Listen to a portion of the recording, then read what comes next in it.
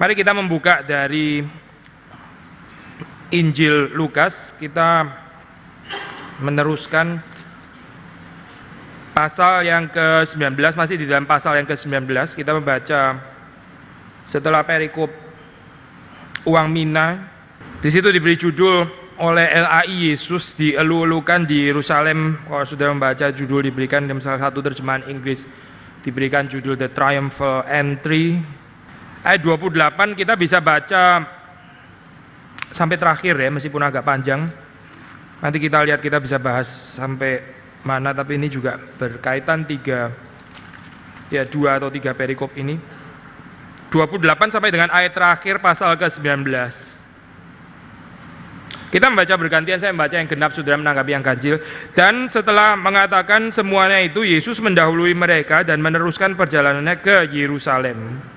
Ketika ia telah dekat Betfage dan Betania yang terletak di gunung yang bernama Bukit Zaitun, Yesus menyuruh 2 orang muridnya dengan pesan, "Pergilah ke kampung yang di depanmu itu. Pada waktu kamu masuk di situ, kamu akan mendapat seekor keledai muda tertambat yang belum pernah ditunggangi orang. Lepaskanlah keledai itu dan bawalah kemari. Dan jika ada orang bertanya kepadamu, 'Mengapa kamu melepaskannya?' Jawablah begini, 'Tuhan memerlukannya.' Lalu pergilah mereka yang disuruh itu dan mereka mendapati segala sesuatu seperti yang dikatakan Yesus.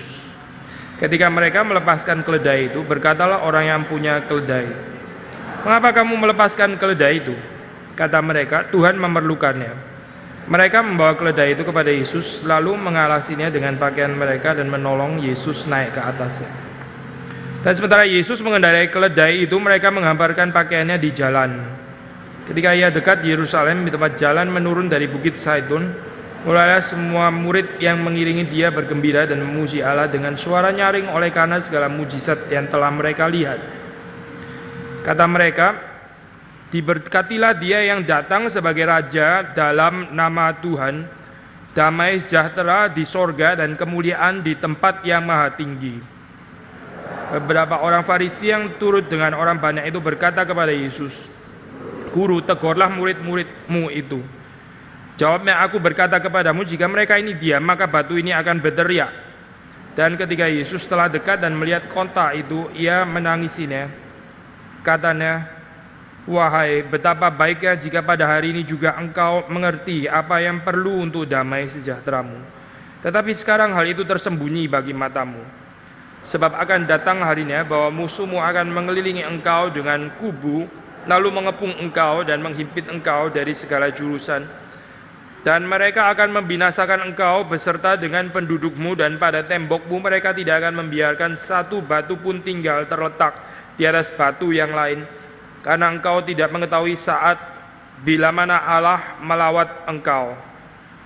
Lalu Yesus masuk ke bait Allah dan mulailah ia mengusir semua pedagang di situ. Katanya kepada mereka, 'Ada tertulis, rumahku adalah rumah doa, tetapi kamu menjadikannya sarang penyamun.' Tiap-tiap hari ia mengajar di dalam bait Allah. Imam-imam kepala dan ahli-ahli Taurat serta orang-orang terkemuka dari bangsa Israel berusaha untuk membinasakan dia.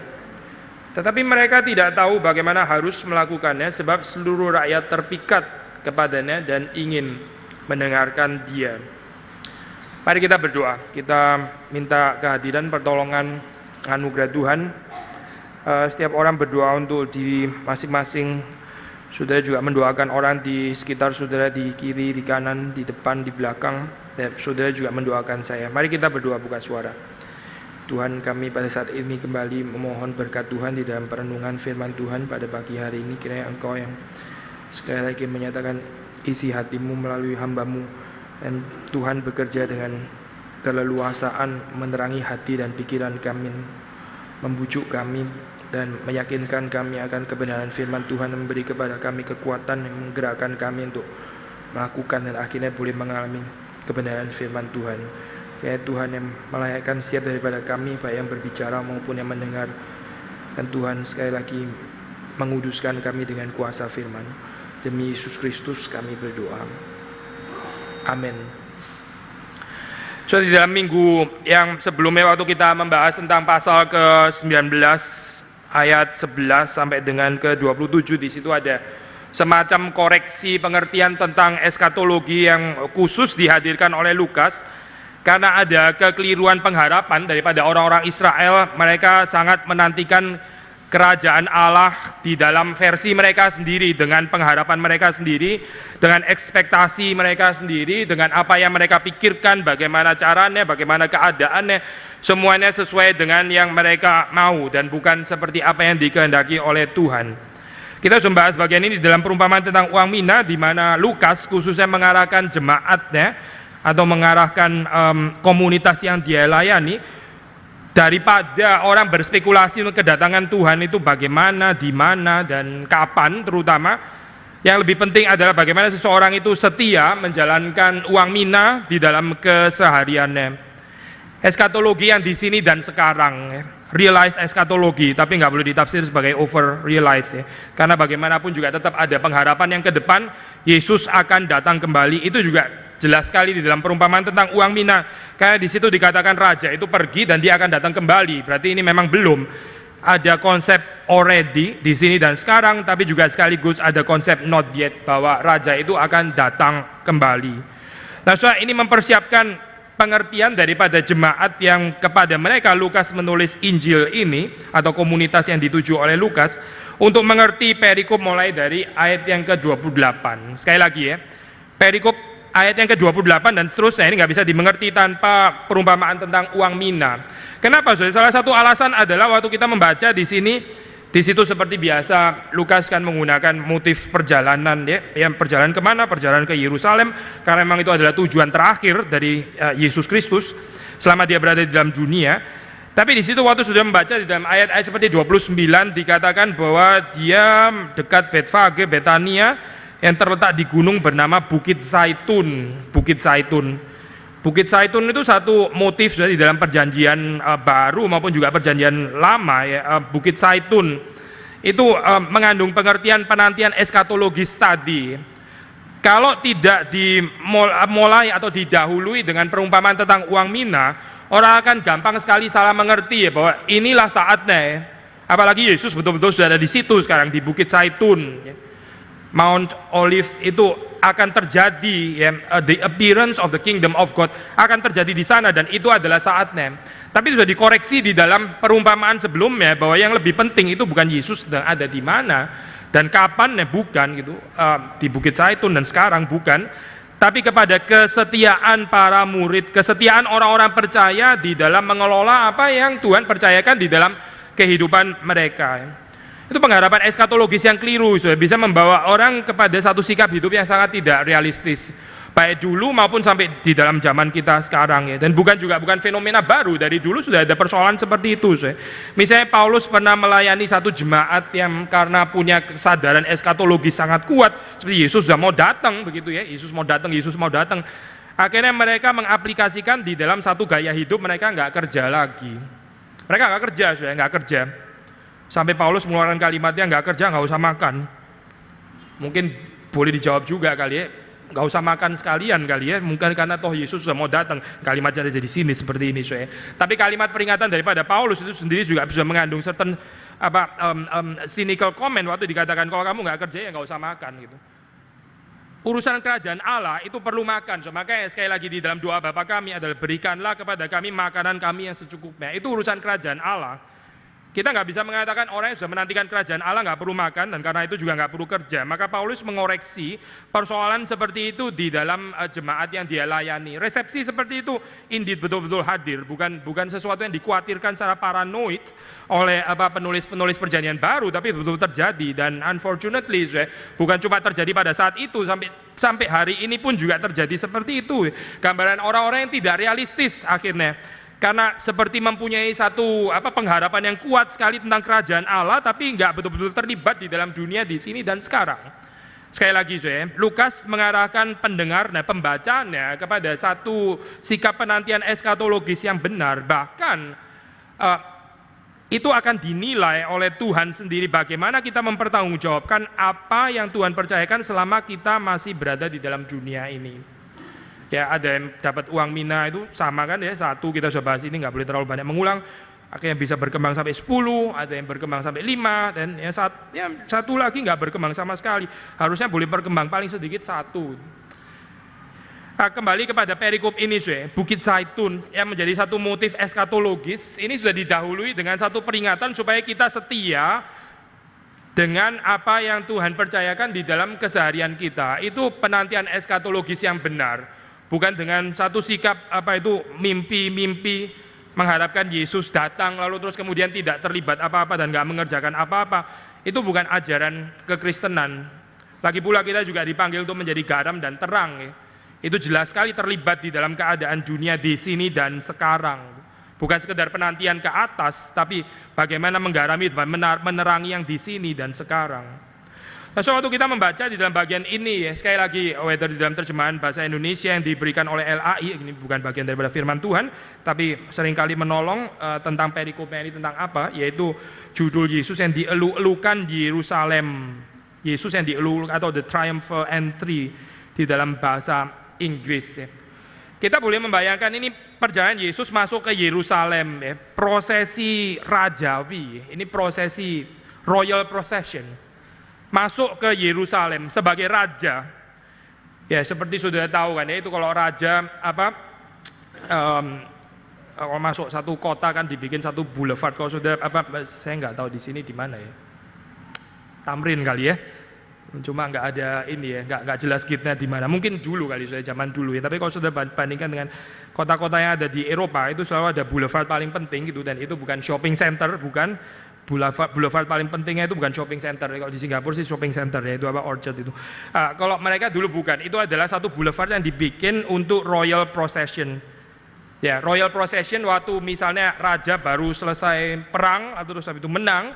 Nah, dia akan lewat boulevard yang paling penting itu penting sekali sudah jalan seperti itu, ya.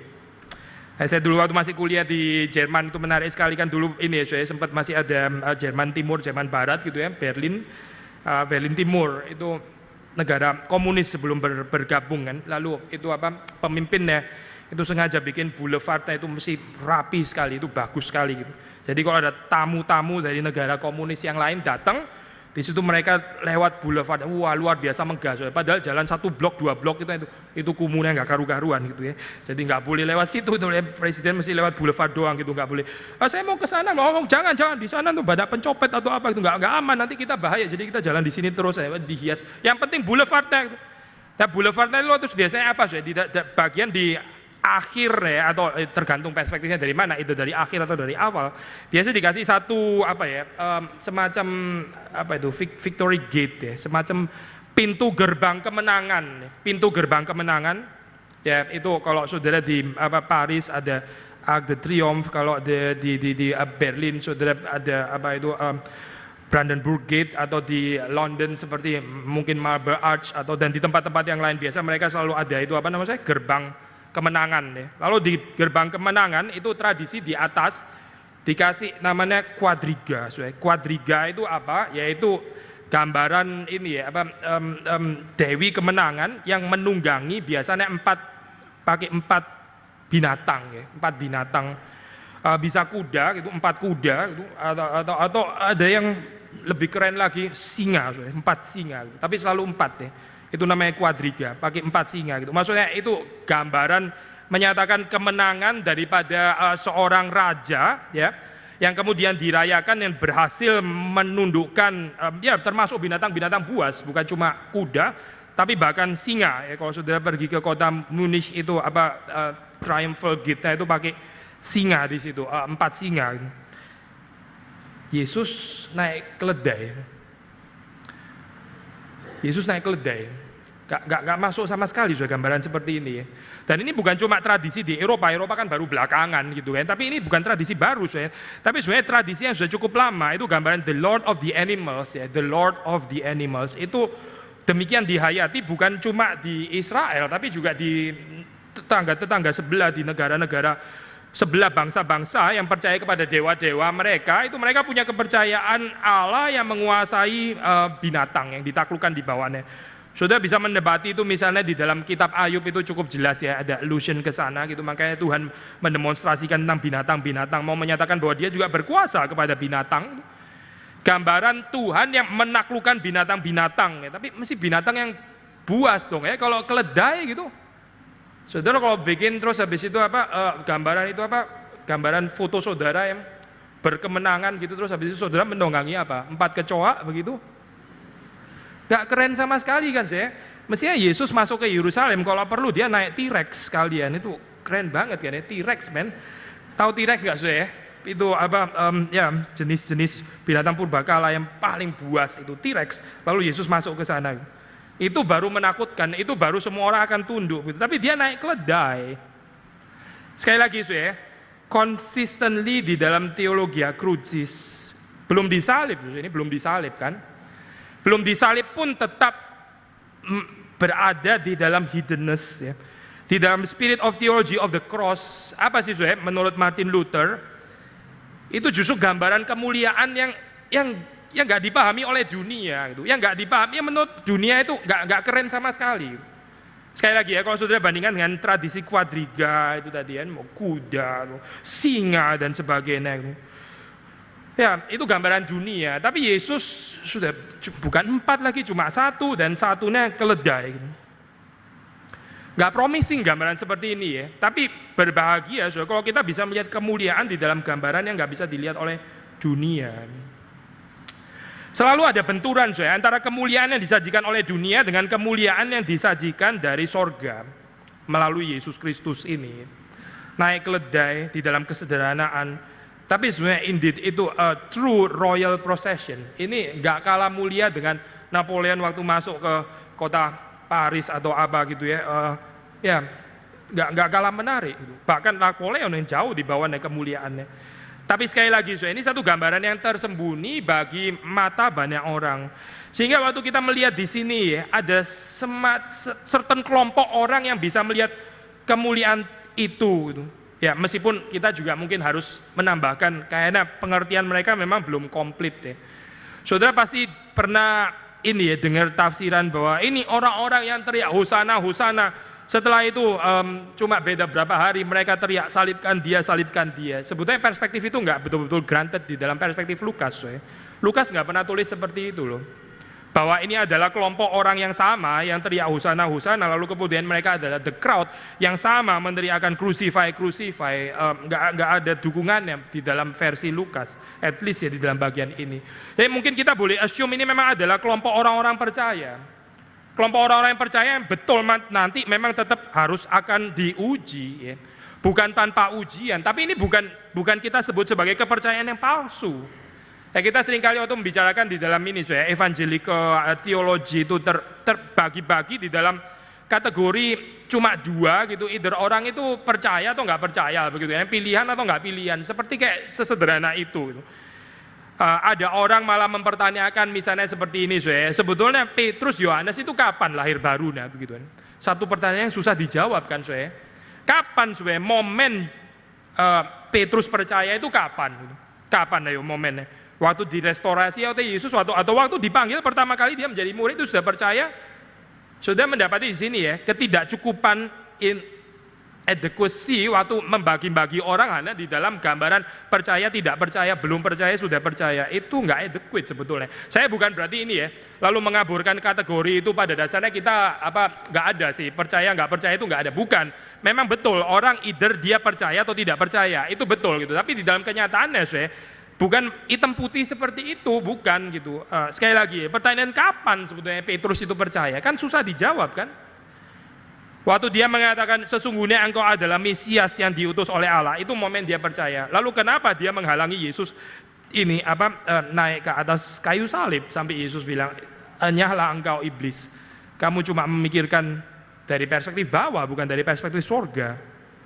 Jadi ada tarik menarik di situ saya. Sekali lagi kalau kita kembali kepada perikop ini ya, the crowd ya, ini orang-orang banyak di sini. Kita boleh asumsikan bahwa mereka adalah orang-orang percaya yang diberkati dan mempunyai certain keyakinan bahwa Yesuslah memang yang dijanjikan. Tapi betul juga mereka adalah orang yang tidak mengerti sepenuhnya Yesus itu habis ini terus mau apa gitu. Sulit untuk mencerna bahwa Mesias itu harus menderita, harus mati ya. Itu bukan di dalam pikiran mereka. Itu bukan sesuatu yang mereka bayangkan, itu nggak sesuai dengan apa yang mereka harapkan. Tapi sebetulnya ya, sudah bahagia enough waktu mereka bisa melihat Yesus yang sebagai raja, tapi naik keledai, dan mereka tetap bisa memberkati dia, mengatakan bahwa ini yang datang adalah orang yang diberkati, datang sebagai raja. Kata mereka kan ya, ayat 38 kalau saudara mengatakan, ini bukan suara Bapa di surga loh, yang terus langit terbelah terus mengatakan, diberkatilah engkau anakku yang datang sebagai raja. Bukan, tapi ini perkataan mereka ya. Lukas mencatat kata mereka, diberkatilah dia yang datang sebagai raja di dalam nama Tuhan. Ini kalimat yang betul, kalimat yang precise ya. Tapi bahkan kalimat ini pun kedalamannya mereka tidak mengerti sepenuhnya. Mereka nggak mengerti sepenuhnya apa kalimat ini. Menarik kalau kita boleh menyoroti dari perspektif, mungkin bukan dari perspektif biblical teologi pasti, tapi perspektif musikologis. Kalau saudara mendengarkan ini ya, misa Roma Katolik yang ditulis oleh komposer-komposer Katolik seperti Mozart, seperti Haydn, khususnya di dalam tradisi klasik ya. Di dalam tradisi romantik juga ada yang tulis seperti itu ya. Itu satu bagian yang disebut dengan Benedictus. Benedictus kan membicarakan tentang ini ya, diberkatilah dia yang datang sebagai raja ya. Itu bagian itu selalu digubah oleh komposer-komposer itu sebagai musik yang lembut ya. Saya pikir mereka meskipun bukan belajar teologi, tapi mereka mengerti esensinya. Saudara bisa bayangkan ya, itu orang mesti tulis musik untuk royal procession. Pasti harus ada timpani, harus ada trompet, harus ada trombon kalau bisa, atau semuanya yang hingar-bingar begitu kan ya, dengan ritme mars atau pokoknya yang sangat celebrative dan festif. Tapi nggak ada tradisi seperti itu di dalam Benedictus yang ditulis oleh komposer-komposer seperti Mozart, seperti Haydn. Saudara bisa search sendiri ya, di dalam misa yang manapun waktu masuk bagian Benedictus mereka langsung menggubah di dalam satu pengubahan yang lirikal ya, yang soft, yang sangat tenang begitu ya. Gambaran seorang raja yang lemah lembut, gambaran seorang raja yang bukan datang dengan kekerasan dan dengan pameran power, pameran kuasa, bukan. Tapi gambaran seorang raja yang menjalankan kuasanya diam-diam, so powerful, tapi bukan dengan cara manusia, bukan dengan cara kekerasan, bukan dengan teriak-teriak ya, bukan dengan pameran posisi, dengan pameran jabatan, pameran kekayaan dan sebagainya, bukan, tapi dengan kelemah lembutan. Sekali lagi naik keledai. Cuma orang-orang tertentu yang bisa melihat kemuliaan seperti ini. Saudara bisa bayangkan ya, itu seperti semua pembesar-pembesar kalau jalan naik keledai. Kan nggak lucu kan seperti itu kan. Tempo hari waktu orang bikin ini ya, lucu-lucuan digambarkan instead of naik kuda dibikin naik keledai gitu ya, yang di Indonesia. Saudara tahu kan ya konteks itu kan banyak meme waktu itu, waktu pemilihan presiden dibikin instead of naik kuda dibikin naik keledai. Itu justru kelihatan lucu begitu kan ya. Tapi itu yang dipakai Yesus justru itu. Kuda sama keledai itu sudah kontras gitu. Itu binatang yang nggak layak sebetulnya untuk royal procession. Tapi dipakai oleh Yesus. Dan berbahagia orang yang bisa melihat ya, tetap tidak terganggu dengan gambaran keledai itu. Karena pada dasarnya ya, bukan keledainya, tapi Yesus yang ada di atasnya itu. Dan Yesus nggak mau dimuat dengan kendaraan yang tinggi atau binatang yang tinggi, karena dia sudah tinggi enough, dia datang dari sorga, mau tinggi kemana lagi? Dia justru demonstrasinya ini adalah raja di atas segala raja yang bisa merendahkan diri. Sekali lagi ini adalah raja yang datang dari sorga yang justru bisa turun ke tempat yang paling rendah. Bukan demonstrasi bagaimana mencapai posisi tinggi. Kita sudah pernah bahas bagaimana dia menjunjung Sakius ya.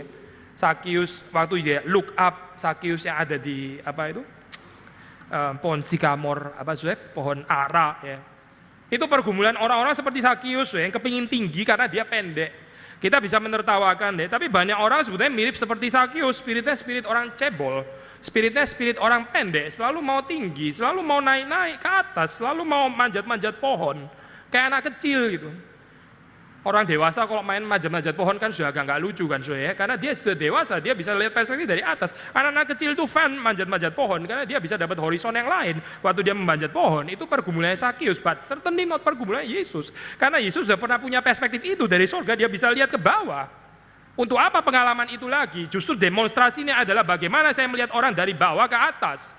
Dan saudara dan saya sebagai orang-orang Kristen juga dipanggil untuk mengikuti jalan raja yang sama. Bukan melihat dari perspektif atas ke bawah, bukan. Tapi bagaimana mengendarai keledai juga. Metaforik ya maksudnya saya.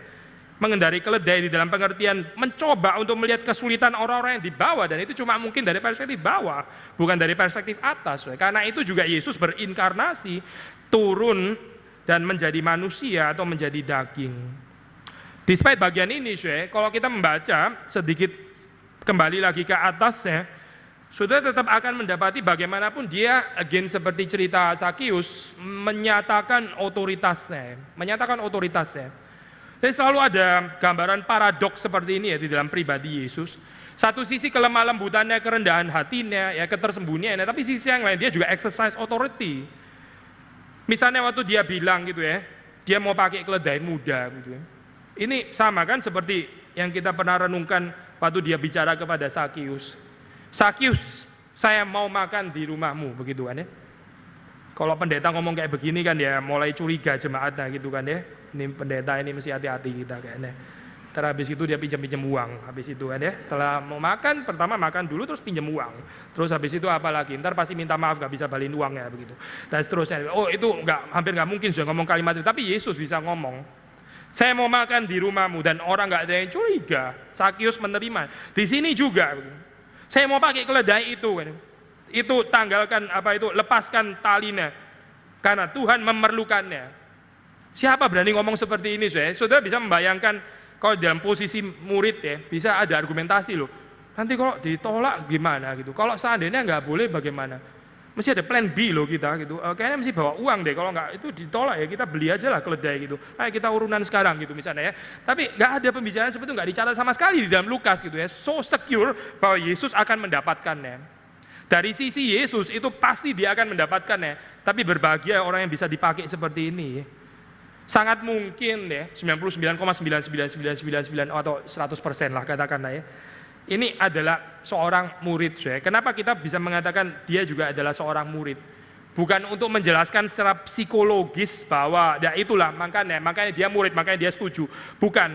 Tapi highly unlikely ya, kalau Yesus pakai keledai daripada orang yang tidak percaya kepada dia. Yesus nggak perlu siapa-siapa kok, nggak perlu gitu. Seluruh dunia juga miliknya dia kan sebetulnya. Meskipun dia berhak, tapi dia memberikan kesempatan kepada orang yang memberikan hatinya kepadanya. Kita nggak bisa membayangkan Yesus pakai keledai orang asing yang nggak tahu menahu tentang dia, nggak mengenal dia, terus langsung ngomong seperti ini, lalu terus waktu murid siapapun yang bicara seperti itu lalu bicara dengan divine authority demikian rupa sampai semua orang gemeter, akhirnya lepasin keledainya juga. Setelah itu lepas keledai, nyesel kenapa saya lepasin, seperti banyak orang sekarang di dalam zaman ini ya, kasih persembahan ke gereja gitu karena terbawa emosi, terus persembahan terus habis itu nyesel, aduh kenapa saya masukin kunci mercy tadi gitu ya, sekarang nggak bisa ditarik lagi, sudah milik Tuhan gitu dan sebagainya. Oh bukan cerita seperti itu, tapi yang ada adalah kemungkinan besar ini adalah seorang murid yang diberikan kesempatan oleh Yesus Kristus untuk berbagian di dalam jalan kemuliaan ini, prosesi rajawi. But still kan, tetap saja kan perlu iman untuk mengatakan kalimat ini dari perspektif para murid, perlu divine authority. Orang yang diutus oleh Tuhan nggak perlu minder gitu, nggak perlu terlalu banyak memikirkan perspektifnya manusia lah, nanti kalau ditolak bagaimana, kalau dia tersinggung bagaimana, kalau dia sakit hati bagaimana, kalau dia pindah gereja bagaimana, begitu ya. Itu belum ada clear conscience. Orang terlalu banyak mempertimbangkan manusia ya. Akhirnya kita bukan memikirkan dari perspektif ini, dignitas ilahi, tapi dari pertimbangan pemikiran manusia. Saya kemarin waktu buka-buka lagi bagian ini ya, saya coba cari khotbah-khotbah dalam bahasa Jerman gitu. Ada di website itu ada sekumpulan khotbah-khotbah bahasa Jerman yang diterbitkan di sana gitu. Hampir semua ayat Alkitab kayaknya ada. Lalu saya coba cari bagian ini ya, Lukas pasal yang ke-19 ayat yang kita baca gitu. Lalu ketemu salah satu khotbah di dalam bahasa Jerman yang kira-kira paling sedikit sepertiga khotbahnya itu menjelaskan bahwa di sini bukan dimaksudkan bahwa meskipun akhirnya kota Yerusalem itu menolak Yesus, lalu terus setelah itu akhirnya mendapat hukuman, kita tahu tahun 70 ya, diporak-porandakan Yerusalem gitu. Susah payah menjelaskan bahwa ini bukan berarti antisemit, ini bukan anti Yahudi, ini bukan, pakai sepertiga khotbah saya jelaskan bagian itu. Saya langsung turn off setelah baca itu komentar seperti itu. Ini apa ya? Kenapa dia sibuk mikirin ini ya, ketersinggungannya orang Yahudi waktu membahas bagian ini. Mungkin ada certain trauma juga kali ya. Dulu kan Hitler pernah menganiaya soalnya. Dan setiap kali bicara tentang ini ya, tentang Yahudi dan sebagainya, menyalibkan Yesus, yang dibahas di situ, ini bukan berarti orang Yahudi yang salah. Ini bukan berarti waktu mengatakan gini nih kita antisemit gitu ya, benci terhadap Yahudi. Muter-muter di situ terus ya. Bagaimana bisa mengkhotbahkan firman Tuhan terjebak di dalam trauma seperti ini, ya. Poin saya adalah kita nggak bisa bersaksi dengan leluasa. Kalau kita terlalu considering manusia, whether itu perasaannya atau mukanya atau well-beingnya dan seterusnya. Nggak bisa bersaksi dengan leluasa. Kadang-kadang orang harus membicarakan kebenaran itu, dan waktu didengar itu benar-benar inconvenient, nggak enak dengernya. Sangat menyakitkan, tapi ya harus terjadi seperti itu di dalam kehidupan manusia. Kembali ke bagian ini, sekali lagi, murid-murid punya clear conscience waktu mereka diutus oleh Yesus. Mereka tahu bahwa yang mengutus itu adalah Yesus, dan mereka bicara dengan wibawa yang disertakan oleh Yesus kepada mereka. Dan betul, sewaktu kita membaca, ternyata murid yang satu itu yang punya keledai tidak menolak dan membiarkan keledainya dipakai oleh Tuhan Yesus. Saudara juga bisa memperhatikan di sini, bahwa itu adalah keledai yang belum pernah ditunggangi. Maksudnya apa, Ini satu persembahan yang terbaik, ya, baru yang diberikan kepada Tuhan. Ada orang-orang Kristen, waktu mereka mau mendukung pekerjaan Tuhan, mereka kasih yang bekas, ya. Mereka kasih yang mereka sendiri nggak mau pakai di rumah gitu. Barang-barang yang menurut mereka sudah nggak layak lagi dipakai di rumah, lalu mereka kasih ke gereja, siapa tahu gereja mau pakai gitu. Nggak sesuai dengan prinsip ini ya, nggak sesuai dengan gambaran ini gitu. Karena ini adalah keledai yang baru, yang belum pernah ditunggangi, supaya Tuhan adalah yang pertama yang menggunakan keledai itu. Dan itu adalah permintaan daripada Yesus sendiri. Berarti betul-betul Tuhan menghendaki spirit seperti ini di dalam kehidupan pelayanan kita. Bukan sisa, bukan hal sisa, bukan sisa-sisa waktu dan sebagainya. Dan ini bukan cuma bicara tentang hal material, tentang tenaga kita juga ya, tentang perasaan kita, ya, tentang energi kita. Saya ambil aplikasi sederhana sekali, aplikasi paling sederhana ini aplikasi. Ya. Tentu saja nggak sesempit ini, harus aplikasinya bisa lebih luas daripada itu. Tapi ambil contoh lah waktu doa kita, ya, waktu doa. Ini berkaitan sama prinsip ini, prinsip memberikan keledai yang baru. Waktu kita berdoa kepada Tuhan, waktu kita berdoa syafaat, kita pakai waktu apa? Prime time atau waktu yang lagi ngantuk-ngantuknya gitu ya, 5 menit sebelum tidur itu sudah mau masuk gelombang otaknya sudah masuk ke theta gitu sebetulnya, sambil tidur, sambil ada fantasi-fantasi, sambil berdoa, sambil ada fantasi-fantasinya gitu. Waktu itu waktu yang lagi capek sekali, terus habis itu dipakai untuk waktu berdoa. Ya bagaimana, Tapi kita menghendaki prime time kita dipakai untuk hal-hal yang lain. Atau orang-orang yang menyerahkan diri menjadi hamba Tuhan, ya. Pakai waktu kapan? Saya tertarik kemarin waktu pendeta Anton share di Kemayoran di dalam rally doa. Dia memberikan contoh, ada banyak pemuda-pemuda yang dipakai Tuhan menyerahkan diri justru waktu mereka masih muda. Bukan berarti Tuhan nggak bisa pakai orang tua, bukan itu poinnya. Tapi intinya adalah itu prime time manusia, waktu masih muda, betul-betul dipersembahkan semuanya untuk Tuhan. Ya. Bukan waktu-waktu terakhir, sudah bukan setelah selesai menikmati dunia, sudah bosan, sudah kapok begitu ya. Sekarang lah mulai urusan religius gitu. 5 tahun terakhir begitu ya. 5 tahun terakhir sebelum mati gitu, kita mulai masuk kepada urusan-urusan religius. Tidak, ya, tapi betul-betul mempersembahkan waktu yang terbaik untuk Tuhan. Seperti di sini juga mempersembahkan keledai yang terbaik. Bukan keledai bekas, bukan waktu lagi ngantuk-ngantuk terus dipersembahkan kepada Tuhan, tapi memberikan prime time kepada Tuhan. Kembali kepada bagian ini, ya. Kalau kita membaca tadi ayat 38, diberkatilah dia yang datang sebagai raja di dalam nama Tuhan, damai sejahtera di sorga dan kemuliaan di tempat yang maha tinggi. Saya tertarik menyoroti bagian ini, belum ketemu komentari yang menyoroti gitu, tapi ini kan bahasa Lukas ya sebetulnya, damai sejahtera dan kemuliaan. Kalau sudah membaca in the beginning itu Gospel of Luke, damai sejahtera, kemuliaan dulu sih ya, kan ada tradisinya juga di dalam misa Roma Katolik, kita menyanyikan lagu Gloria in excelsis Deo, terus setelah itu et in terra pax, gitu kan ya, pax in terra. Tapi ini bukan pax in terra, pax in cielo, pax di sorga, bukan damai sejahtera di bumi. Menarik sudah pergeseran ini ya. Kemuliaan di tempat yang maha tinggi, sama persis seperti pengumuman waktu Yesus lahir ya. Tapi kemudian kan et in terra pax, damai sejahtera di bumi kepada manusia yang berkenan kepadanya. Tapi di sini damai sejahtera di sorga. Kenapa di sorga ya? Saya percaya karena di sini orang Yerusalem nggak mengerti apa yang ditawarkan kepada mereka. Ini seperti kayak semacam kalimat nubuatan tanpa mereka sengaja atau tanpa mereka mengerti sepenuhnya ya. Sebenarnya kalau konsisten akan dibicarakan kalimat yang sama dengan motif yang precisely the same, yaitu damai sejahtera di bumi. Dan di bumi itu di Yerusalem kan maksudnya yang paling dekat karena Yesus yang ada di sana.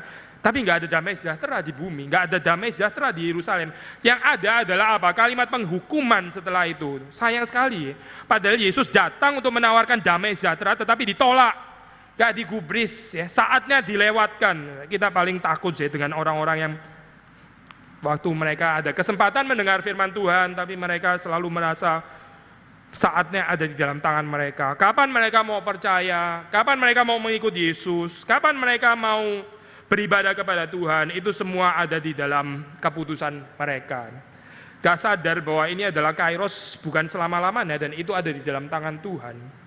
Gak ada damai sejahtera di bumi, gak ada damai sejahtera di Yerusalem, yang ada di sorga. Tapi bukan gak ada damai sejahtera tetap ada, yaitu di sorga.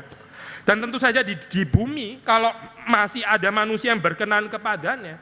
Tapi Yerusalem menolak kedatangan daripada Mesias ini. Mereka nggak percaya, ya, direpresentasikan dengan orang-orang Farisi di sini yang gusar waktu the crowd itu meneriakan diberkatilah dia yang datang sebagai raja. Mereka gusar, guru tegurlah murid-muridmu itu. Tegurlah murid-muridmu itu. Sekali lagi ini konfirmasi kan saya bahwa betul-betul memang kelompok itu agaknya adalah kelompok murid, bukan kelompok yang teriak-teriak bilang salibkan dia, salibkan dia. Itu interpretasi, nggak ada dukungannya dari versi Lukas sebetulnya. Tapi ini adalah murid-murid ya. Whether di dalam pengertian yang 12 itu atau dalam pengertian yang lebih besar. Agaknya bukan cuma 12 orang lah ya, tapi lebih besar di situ. Murid-murid ini yang menyatakan kalimat kebenaran, tapi ditolak oleh orang-orang Farisi. Kita nggak terlalu jelas ya apa alasannya, itu bisa berbagai macam. Kita juga bisa melakukan rekonstruksi gitu, tapi sekali lagi Lukas nggak memberitahu kepada kita sebetulnya ketakutannya ada di mana. Bisa ada beberapa kemungkinan saya. Pertama ya karena Yesus di situ disebut sebagai raja, dan pasti ada orang-orang Romawi juga gitu kan ya, more or less sedang ada di sekitar Yerusalem. Wah ini kalau kedengaran mereka terus dilaporin di Kaisar, terus bangsa Yahudi jadi berada di dalam persoalan hanya gara-gara ada orang mengaku sebagai raja dan dielu-elukan sebagai raja. Dan akhirnya yang rugi siapa? Ya orang-orang Farisi, karena orang-orang Farisi itu mendapat keuntungan dengan persahabatan yang cukup mulus dengan penjajah Romawi begitu kan ya. Dibandingkan dengan orang-orang Selot misalnya ya. Kalau sudah membaca di dalam itu tradisi gereja mula-mula, itu orang Farisi kenapa cukup berkembang gitu, karena mereka adalah orang yang luar biasa pintar, bisa berada di antara satu sisi mengambil hati rakyat, sisi lain mengambil hati penjajah gitu. Itu sulit sekali saya bisa seperti itu. Yang lain seperti orang Selot itu bisa sangat didukung oleh rakyat karena mereka berjuang untuk menggulingkan pemerintahan Romawi, tapi mereka nggak mungkin menjadi kesenangan penjajah Romawi karena mereka berpihak kepada bangsa Yahudi. Yang berpihak kepada Romawi nggak disenangin Yahudi, seperti pemungut cukai begitu kan ya. Yang disenengin ya orang Yahudi, nggak disenengin oleh Romawi. Tapi Farisi ini luar biasa pinternya, bisa disenengin Romawi dan sekaligus disenengin orang-orang Yahudi gitu. Mereka mendapatkan respek dari mana-mana. Tapi Yesus tidak respek kepada mereka ya.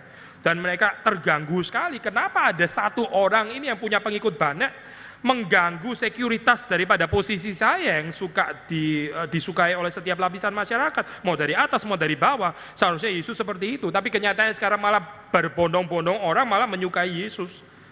Ya, whatever alasannya ya, iri hati, sempit hati, takut dengan hubungan Romawi yang sudah mulus akan bisa dirusak hanya gara-gara istilah raja, apapun alasannya, yang pasti mereka boleh ditempatkan di dalam kelompok, bukan orang-orang yang percaya di sini. Orang-orang yang tidak bisa menerima kerajaan Kristus. Tapi kemudian Yesus mengatakan kalau mereka ini diam, batu ini akan berteriak. Kalau murid-murid ini diam, batu ini akan berteriak. Maksudnya apa saya? Kesaksian yang benar itu bukan hanya bergantung kepada murid-murid ini. Tuhan itu adalah Tuhan dan dia Tuhan adalah Tuhan atas seluruh ciptaan. Kalau manusia berhenti menyaksikan kemuliaan Tuhan, Tuhan bisa pakai batu, Tuhan bisa pakai pelangi, Tuhan bisa pakai gunung, Tuhan bisa pakai sungai untuk menyatakan kekuasaannya, untuk menyatakan kemuliaannya. Nggak usah pakai saudara dan saya. Kita nggak usah GR diciptakan sebagai mahkota ciptaan begitu ya, seperti mahkota ciptaan kita yang paling sempurna, mempermuliakan Tuhan karena kita ini moral being, ada free will dan seterusnya dan seterusnya. Nggak usah GR, nggak usah GR. Justru ketaatan kita ya dibandingkan dengan ketaatan bulan, bintang, matahari itu incomparable di dalam pengertian mereka nggak pernah tidak taat. Mereka selalu sempurna memancarkan kemuliaan Tuhan, nggak ada discussion. Tapi kita manusia ya, Tuhan memang menciptakan kita dengan resiko ini kan. Kadang-kadang nggak setuju, bisa argue, bisa marah-marah, bisa males, ya, bisa nggak tertarik, bisa nggak tergerak dan sebagainya. Tapi Tuhan masih mau pakai ya makhluk yang namanya manusia seperti ini. Tapi dalam bagian ini dikatakan lagi ya, ini seperti relativisasi kepentingan manusia. Kalau manusia berhenti bersaksi menyaksikan kemuliaan Tuhan, menyaksikan kemuliaan Kristus, maka Tuhan akan pakai ciptaan yang lain. Tuhan nggak perlu bergantung kepada manusia. Tuhan bisa pakai ya ini not even gunung loh saya. Ini batu ya, itu ciptaan yang rendah sekali dan diinjak-injak kan saya. Batu kan di bawah, batu-batu kerikil-kerikil itu apa sih artinya? Yang paling kecil seperti itu bisa dipakai Tuhan untuk menyatakan kemuliaannya. Ya, mungkin bukan kebetulan juga, meskipun saya belum teliti di sini ya, apakah pakai bahasa asli yang sama di situ, boleh cek lagi sih ya. Yaitu di situ ada motif batu keluar lagi waktu Yerusalem akhirnya di-destroyed ya. Dan Lukas kan mengaitkan ini dengan penolakan akan Kristus. Karena Yerusalem menolak Kristus, maka datang penghukuman persis seperti yang ada di dalam Perjanjian Lama kan ya. Menolak nabi-nabi yang diutus oleh Tuhan, akhirnya Yerusalem pun jatuh ke dalam tangan penjajah Babilonia. Kembali lagi sudah di sini ya, sudah mendapati motif batu ya, di mana nggak ada satu batu pun tinggal terletak di atas batu yang lain. Itu runtuhnya ini ya, bait suci Yerusalem yang dibangun dari batu-batu, itu batu saya. Batu yang juga menyaksikan kemuliaan Tuhan, tapi di dalam cara yang negatif ya akhirnya. Betul-betul Tuhan pakai batu. Batu untuk menyatakan kemuliaan penghakiman Tuhan. Saudara jangan pikir itu penyataan kemuliaan Tuhan hanya melalui kasih, pertolongan, terus damai sejahtera. Itu iya pasti termasuk di dalamnya, tapi juga melalui murka, itu penyataan kemuliaan Tuhan. Waktu Tuhan mendemonstrasikan murkanya kepada bangsa Mesir ya, yang ditenggelamkan, itu pernyataan kemuliaan Tuhan. Bersyukur Israel memang di dalam pihak yang diselamatkan ya, tapi itu pernyataan kemuliaan Tuhan. Ya. Kemuliaan Tuhan bukan hanya kemuliaan yang menyelamatkan, tapi juga kemuliaan yang menghancurkan. Di dalam teologi reform Injili khususnya kita konsisten men-sharingkan ini sebisa mungkin secara balance. Karena ada jenis kekristenan yang cuma bicara tentang kasih Tuhan, yang cuma bicara tentang love of God. Dan waktu bicara tentang kemuliaan Tuhan, cuma membatasi kemuliaan itu hanya ada kaitannya dengan keselamatan, kebaikan Tuhan, tapi nggak ada kaitannya dengan kemarahan Tuhan, kemurkaan Tuhan dan sebagainya, nggak ada. Tapi di sini kita membaca supaya batu-batu ini betul-betul dipakai untuk berteriak, ya, menyatakan kemuliaan Yesus yang adalah Raja. Sayang sudah terlambat. Yesus sudah pernah datang ke sana. Tapi tahun 70 betul-betul akhirnya dinyatakan itu batu-batu itu berteriak menyatakan, ini loh, kamu yang sudah menolak Yesus Kristus, akhirnya ini yang kamu tuai daripada apa yang kamu tabur. Saya pikir sudah di dalam kekristenan yang sehat, spiritualitas yang sehat, kita perlu ada waktu untuk kontemplate tentang murka Tuhan, termasuk juga bagi orang-orang percaya, ya. Karena sekali lagi, ya, dikotomi yang sangat gak menjanjikan itu, ya. Saya orang percaya berada di dalam kasih Tuhan. Mereka yang tidak percaya murka Tuhan, begitu kan, ya? Kayak gampang sekali gitu. Sekali lagi, murka itu untuk siapa? Untuk yang tidak percaya. Saya sudah percaya, enggak ada lagi murka. Saya cuma di dalam dekapan kasih Tuhan. Jadi apapun selalu di dalam dekapan kasih Tuhan. Ada kebahayaan di dalam teologi yang pincang seperti ini, ya. Karena Tuhan sendiri seperti dikatakan oleh firman Tuhan juga menghajar, ya, mendidik orang-orang yang dikasihinya. Saya kutip ini, Pendeta Agus Marjanto di salah satu PA. Dia mengatakan hukuman Tuhan kepada manusia. Seringkali kan kita mengerti, kalau kita sakit, kita kecelakaan, atau kita bangkrut, ya mungkin itu saat di mana Tuhan mau berbicara kepada, itu mungkin hukuman Tuhan, begitu kan, ya. Hukuman Tuhan supaya kita boleh berbalik kepada Dia, itu merupakan hukuman Tuhan. Tapi kemudian terus disambung, sebetulnya hukuman Tuhan yang sangat mengerikan, mungkin, ya, yang paling menakutkan, yang paling besar itu bukan manusia sakit atau kecelakaan, atau hukuman Tuhan yang paling menakutkan itu waktu Tuhan berhenti berbicara. Waktu Tuhan nggak berbicara lagi kepada kita, itu hukuman paling menakutkan.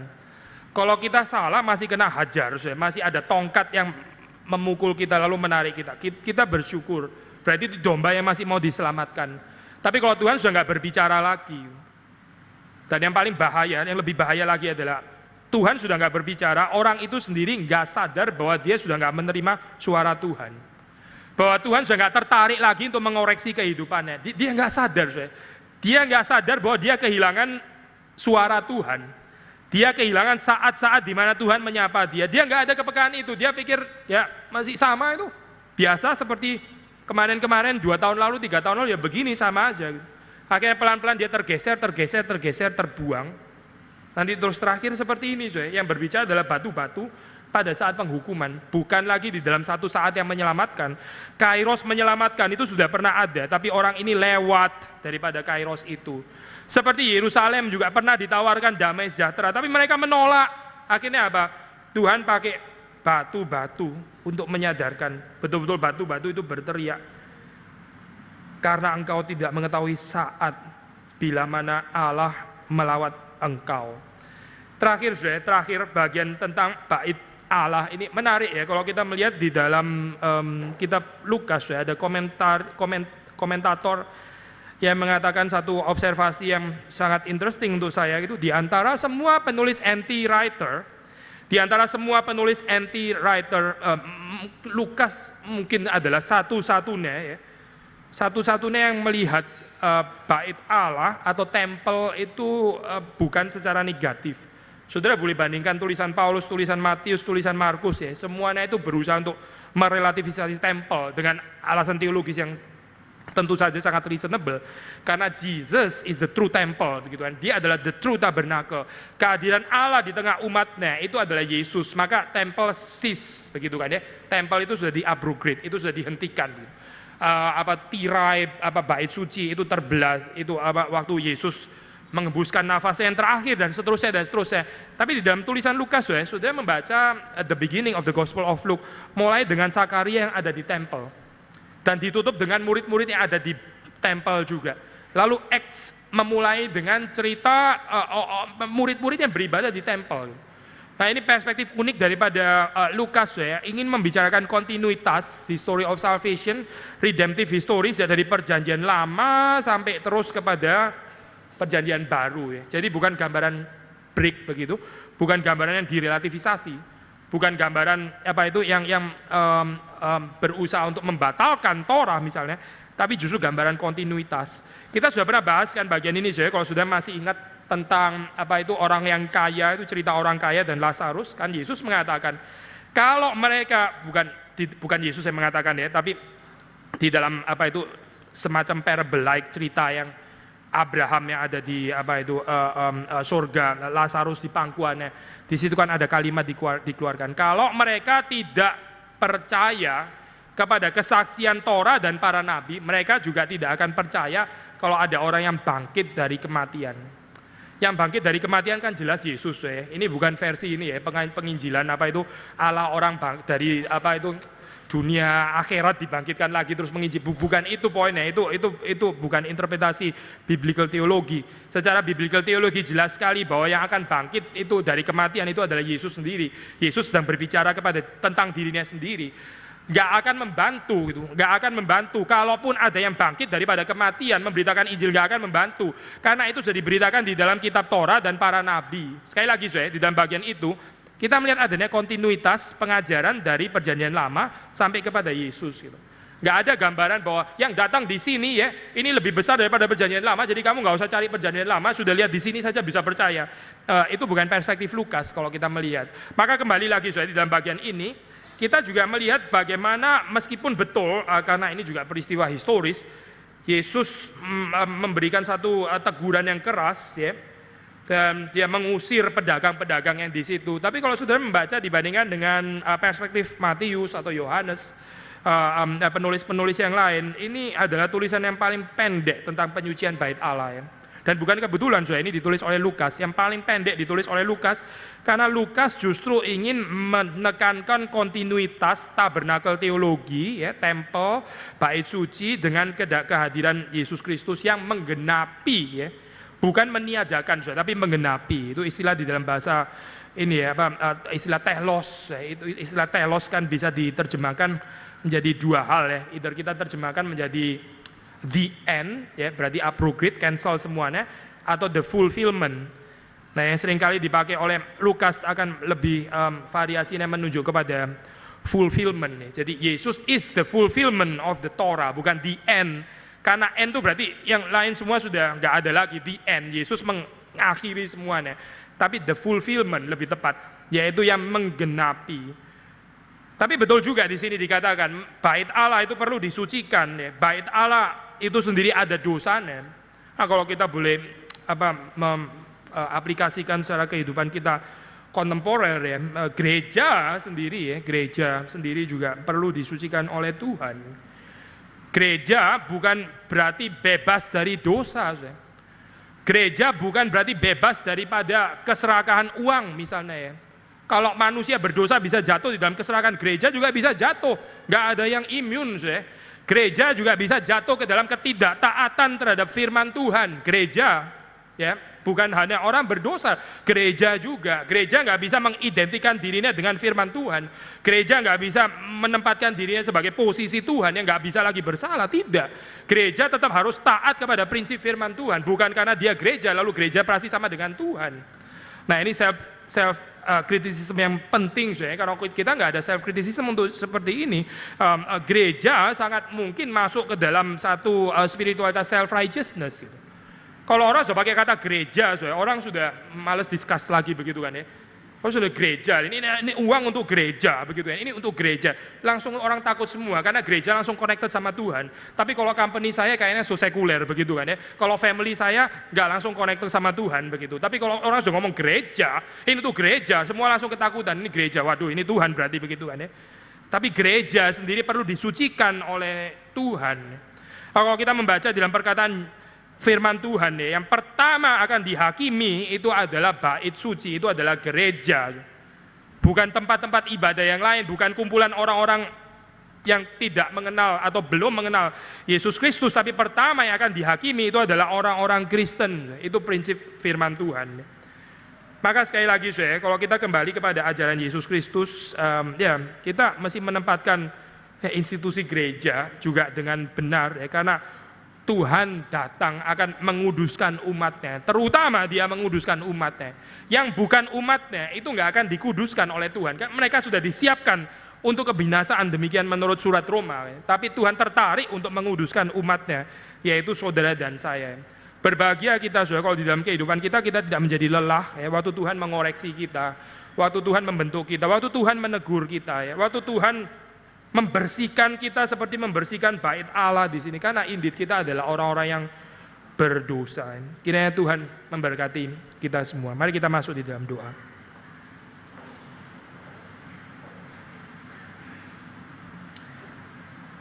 Tuhan, kami bersyukur untuk firman Tuhan dan kami mohon supaya Engkau yang menolong kami untuk bisa mengerti bukan hanya dengan kapasitas intelektual kami, tapi terutama kami mengerti di dalam hati kami yang mengubah seluruh kehidupan kami, pengertian kami, gaya hidup kami, eksistensi kami, dan seluruh keberadaan kami. Kami bersyukur hari ini sekali lagi Tuhan mengundang kami untuk merayakan satu antisipasi, satu cicipan persekutuan meja yang akan kami nikmati bersama-sama dengan Engkau kelak di sorga, bersama dengan semua orang-orang pilihan untuk berbagian di dalam perjamuan kudus. Kiranya Tuhan yang membuat hati kami bersukacita, buat hati kami juga bisa mengerti makna daripada kematian-Mu dan juga belajar untuk memiliki duka cita rohani seperti Engkau yang menangisi Yerusalem yang tidak mengerti tawaran damai sejahtera-Mu. Kami rindu Tuhan supaya kesedihan kami juga boleh dikuduskan oleh Tuhan, bukan menjadi satu kesedihan yang berpusat kepada diri kami sendiri, tapi kesedihan menangisi jiwa orang-orang yang menolak keselamatan yang Tuhan sediakan. Demi Yesus Kristus kami berdoa. Amin.